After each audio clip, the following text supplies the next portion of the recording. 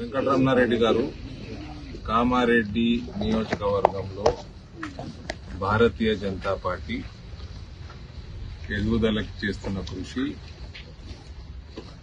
ప్రజా వ్యతిరేక పాలనపై ఆయన కామారెడ్డి గడ్డ మీద నుంచి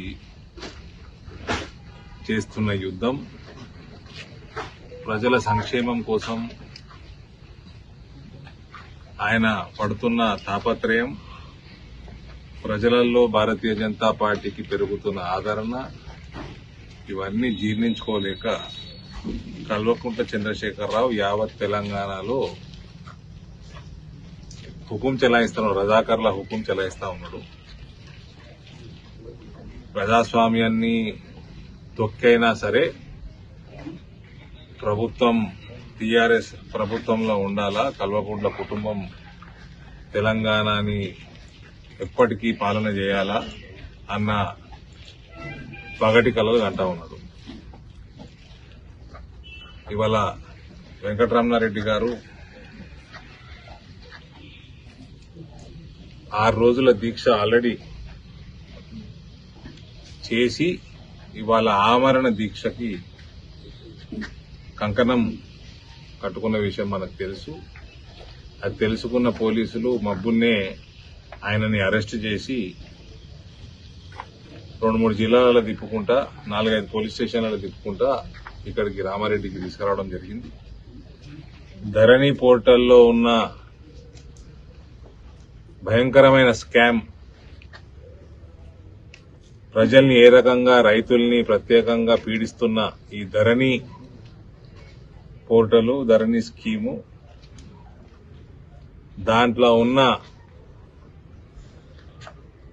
అవకతవకలన్నింటినీ పైన కూడా వెంకటరమణారెడ్డి గారు వాటిపై కొట్లాడుకుంటూ, వాటిని రద్దు చేయాలని డిమాండ్ చేసుకుంటూ భారతీయ జనతా పార్టీ పక్షాన కొట్లాడుతూ ఉంటే, ఇవాళ దీక్ష మొదలు పెట్టకంటే ముందే ఆయనని అరెస్ట్ చేసి ఇక్కడికి తీసుకురావడం జరిగింది పోలీస్ స్టేషన్.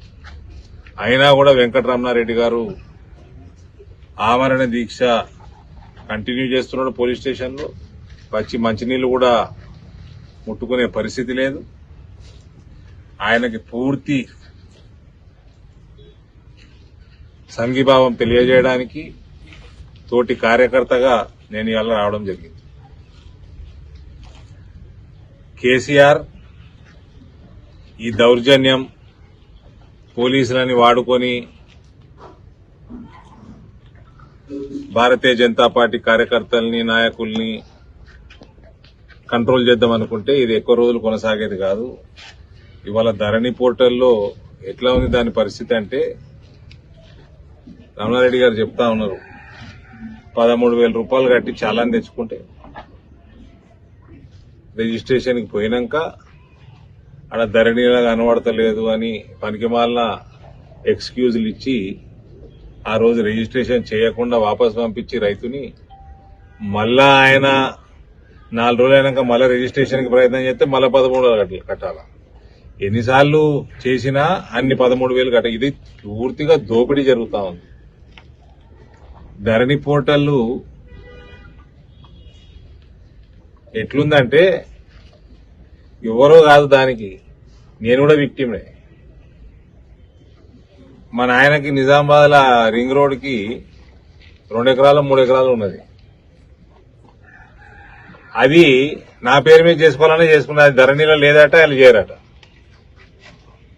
డి శ్రీనివాస్ కి, అరవింద్ ధర్మపురికి పరిస్థితి ఇట్లుంటే తెలంగాణలో, ఇది కేవలం 100,000 ఎకరాలు భూస్వాములకు అప్పజెప్పి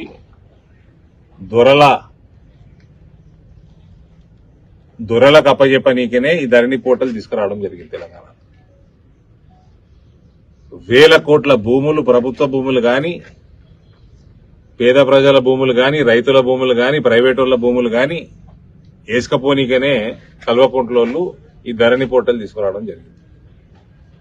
హైదరాబాద్ చుట్టుపక్కల మొత్తం విపరీతమైన కనీ విని ఎరుగని 1,000 కోట్ల స్కామ్ కల్వకుంట్ల కుటుంబం ఇవాళ చేస్తా ఉన్నది. నిన్న మొన్న జరిగిన ఫీనిక్స్ కంపెనీ మీద రేడ్లు, అంతకుముందు వాసవి మీద జరిగిన రేడ్లు, ఇతర బిల్డర్ల మీద జరుగుతున్న రేడ్లు, రానున్న కాలంలో కూడా జరుగుతాయన్న సమాచారం మాకున్నది. ఈ రేడ్లలో లక్షల కోట్ల రూపాయల విలువ చేసే భూముల్ని కల్వకుంట్ల తారక రామారావు వేసుకపోదామన్న ప్రణాళికల భాగమే ఈ ధరణి పోర్టల్. ఇవాళ కామారెడ్డిలో బల్లగుద్ది చెప్తా ఉన్నా, భారతీయ జనతా పార్టీ ఈ కార్యకర్తలందరూ కూడా పార్టీని గెలిచే స్థాయికి తీసుకొచ్చేసారు. ఆల్రెడీ ఇక్కడ భారతీయ జనతా పార్టీ ఎమ్మెల్యే 2023లో మీరు చూస్తారు, వెంకటరమణారెడ్డి లాంటి నాయకులు, కార్యకర్తలు వాళ్ళు చేస్తున్న పోరాటాల వల్ల బీజేపీ బలపడుతున్నది. భారతీయ జనతా పార్టీ ప్రభుత్వం వచ్చినాక ఈ ధరణి పోర్టల్ ని టోటల్ గా శుద్ధి చేసే కార్యక్రమం, స్వచ్ఛ భారత్ చేసే బాధ్యత కూడా Bharatiya Janata party. Hi friends, మా టుడే టుమారో యూట్యూబ్ ఛానల్ చూస్తున్నందుకు చాలా థ్యాంక్స్.